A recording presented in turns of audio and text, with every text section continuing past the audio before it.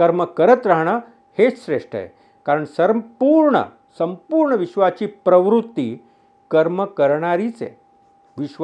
या विश्वामध्ये अशी एकही गोष्ट नाही आहे ती सजीव असो किंवा निर्जीव असो की जी कर्म करत नाही आहे.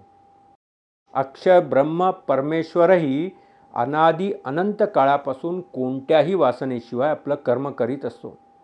पृथ्वी स्वतःभोवती फिरते, ती सूर्याभोवती फिरते, ती आपलं कर्म करत आहे, बरोबर की नाही. तिचा काय उद्देश आहे, तिला स्वतःला काय फायदा आहे.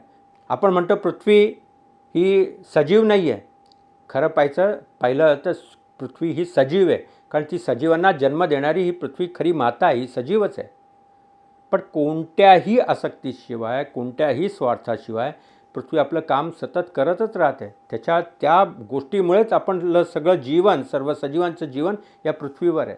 अक्षर ब्रह्म परमेश्वरही अनादी काळापासून कोणत्याही वासनेशिवाय आपलं सत्वाचं कर्म करत असतो.